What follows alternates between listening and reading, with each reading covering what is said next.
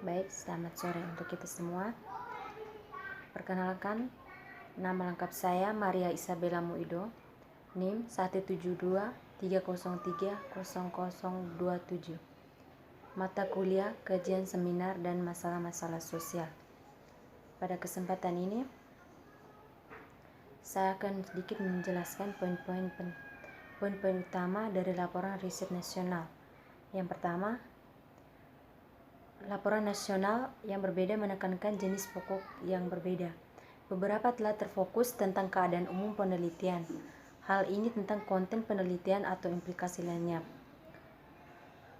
Yang berikut ada pendapat dari Estonia. Yang pertama, ada survei representatif dengan ribuan responden dilakukan pada akhir 1990-an tentang pekerjaan, rumah, kesehatan, pengucilan, dan kekerasan. Yang kedua, cakupan relatif baik pada pekerjaan dan kesehatan, bukan pada pengucilan sosial. Yang ketiga, gender atau maskulinitas pria tidak secara langsung disajikan dalam kebanyakan penelitian. Jenis kelamin masalah dilihat sebagai bukan prioritas utama, atau kejahatan, kemiskinan, pengangguran. Sementara semua ini masalah utama sangat syarat. Gender mereka umumnya diabaikan. Yang berikut ada beberapa tanggapan dari berbagai negara yang saya ambil di sini, yaitu Finlandia. Yang pertama, ada cukup banyak studi penelitian yang menyediakan informasi tentang laki-laki dan praktik laki-laki. Beberapa berfokus pada pria, beberapa adalah gender tetapi tidak harus dalam kaitannya dengan laki-laki. Beberapa tidak difokuskan secara khusus dan tidak membahas secara rinci bahwa mereka mempelajari laki-laki atau tidak memberikan analisis gender laki-laki. Ini berlaku untuk banyak studi tentang sejarah laki-laki, kesengsaraan atau gaya hidup, penggunaan alkohol, dan kehidupan bekerja. Bahkan studi yang lebih eksplisit tentang gender, misalnya tentang gender dalam kehidupan kerja, biasanya tidak mencantumkan secara eksplisit analisis gender dari praktik pria dan wanita. Pemeriksaan ulang berdasarkan gender ini akan sangat penting untuk kita. Yang kedua, Estonia. Yang pertama, ada survei representatif dengan ribuan responden dilakukan pada akhir 1990-an tentang pekerjaan rumah, kesehatan, pengucilan sosial, dan kekerasan. Yang berikut, kesenjangan yang diidentifikasi dari laporan statistik nasional informasi. Data tampaknya cukup andal, namun informasi statistik tentang manusia makhluk hidup sangat miskin dibandingkan dengan yang ada di lingkungan keuangan, industri, bahan bakar dan energi, perumahan, dan perdagangan konstruksi. Dalam beberapa tahun terakhir telah terjadi peningkatan sejauh mana sumber statistik pemerintah telah dipilah berdasarkan gender. Tetapi masih ada kebutuhan untuk pemilihan gender mereka lebih lanjut. Sedikit informasi, statistik secara khusus berfokus pada pria, variasi di antara pria, dan hubungan mereka, pola penelitian kualitatif tentang praktik dan kehidupan pria. Area khusus pentingnya adalah hubungan kerja dan pekerjaan dengan situasi keluarga. Yang berikut tentang Federasi Rusia. Pengucilan sosial dan kekerasan laki-laki sama-sama tidak teliti. Ada kebutuhan mendesak untuk pengumpulan data statistik resmi yang lebih luas dikaitannya dengan masalah kerugian sosial dan gender, khususnya tentang distabilitas usia kekerasan terhadap anak-anak. Yang berikut tentang laporan nasional tentang hukum dan kebijakan. Rancangan Undang-Undang Kesetaraan sedang disiapkan oleh Biro Kesehatan antara wanita dan pria di Kementerian Sosial dan kemudian diteruskan ke pemerintah. Undang-undang saat ini ditulis dalam bahasa netral gender. Preferensi dibuat di bidang apapun atas dasar seks adalah ilegal. Sulit untuk menghubungkan masalah sosial laki-laki atau pengangguran, kesehatan, tingkat perceraian yang tinggi. Dengan undang-undang saat ini, bagaimanapun ini adalah keyakinan yang kuat bahwa undang-undang kesetaraan yang baru akan membantu memecahkan masalah laki-laki ini. Laporan nasional tentang representasi koran. 3 makalah yang disurvei. Yang pertama, Postimis atau sirkulasi terbesar nasional broadsheet. Yang kedua, ada Istibifalet atau lembar sirkulasi terbesar kedua. Yang tiga, ada SL Outlet atau tabloid nasional dengan sirkulasi terbesar.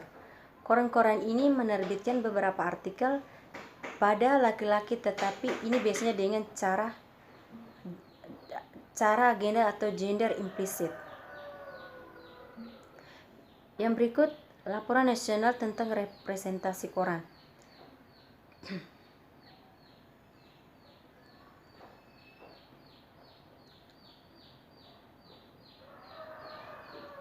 Contoh review poin-poin utama untuk satu negara. Yang pertama adalah pemisahan konseptual. Dari masalah sosial yang dialami, sebagian orang menciptakan dari masalah sosial yang dialaminya sebagian. Pria ini seringkali sederhana dan ada kebutuhan untuk mempelajari persimpangan lebih lanjut. Yang berikut informasi statistik. Di Inggris ada sejumlah besar data statistik resmi tentang gender. Dalam kaitannya dengan pasar tenaga kerja, hal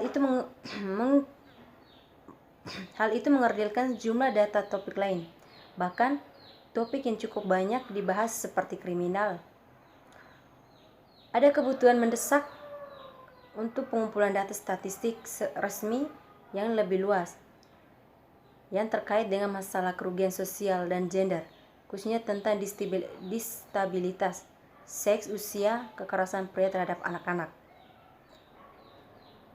Yang berikut representasi media. Dalam makalah yang dianalisis tidak ada diskusi yang signifikan tentang laki-laki dan atau maskulinitas dalam kaitannya dengan kebijakan. Ini kontras dengan perhatian yang sangat besar diberikan kepada pria di beberapa daerah di Inggris. Diskusi kebijakan pemerintahan dan kuasa pemerintah yang disurvei di laporan nasional Inggris. Yang berikut kertas opsi kebijakan, opsi nasional dan prioritas.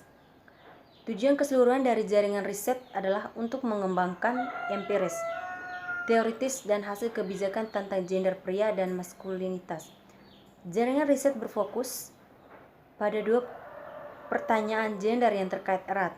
Yang pertama, masalah sosial pria dan maskulinitas tertentu berdasarkan jenis kelamin.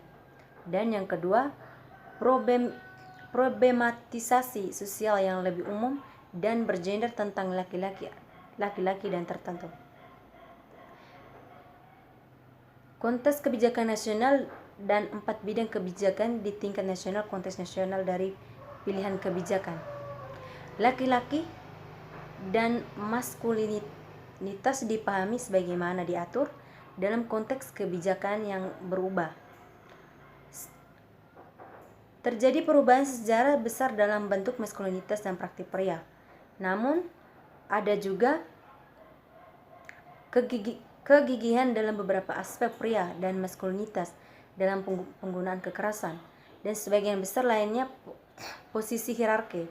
Untuk memahami konteks kebijakan nasional melibatkan pertimbangan relevansi masalah sosial laki-laki dalam organisasi dan pemerintahan pembentukan kebijakan di lembaga nasional, regional, dan memang hubungan pria dengan rumah dan pekerjaan. Secara umum, ada kurangnya perhatian pada pria sebagai manajer, pembuat kebijakan, pemilik, dan pemegang kekuasaan lainnya. Di banyak negara ada masalah sumber pengangguran dari beberapa atau banyak laki-laki dalam sosial tertentu. Namun, kelebihan beban kerja dan jam kerja panjang untuk pria lain. Yang berikut, pengecualian sosial. Pemerintah untuk meningkatkan kemungkinan intervensi negara yang positif terhadap kemiskinan di Italia. Namun demikian, mendesak pemerintah untuk menyikapi hal-hal berikut. Yang pertama, hambatan yang saat ini membatasi kemungkinan intervensi semacam itu. Yang kedua, ada beberapa ukuran finansial yang memerangi kemiskinan secara khusus yang ditargetkan untuk isu-isu selanjutnya. Banyak tindakan yang ditujukan untuk tujuan yang lebih luas yang hanya secara tidak langsung berkontribusi pada tantangan kemiskinan. Yang berikut ada beberapa sedikit kerangka kekerasan dalam hal hukum, dalam perspektif hukum yang lebih kuat untuk menentang kekerasan terhadap perempuan dan anak di rumah, sebagaimana diwakili oleh keputusan legislatif tanggal 4 April 2002. Keputusan tersebut memberikan kerangka hukum untuk ketentuan tersebut. Dalam keadaan tertentu, dari berbagai batasan yang diterapkan pada perilaku yang kasar. Batasan tersebut meliputi serta tindakan lainnya. Ketentuan tersebut tergantung dari perilaku dari lingkungan mereka yang dilecehkan, memaksa pelaku yang dikucilkan secara hukum untuk membuat ketentuan keuangan bagi mereka yang dilecehkan. Baik, itu sedikit penjelasan review saya. Sekian dan terima kasih.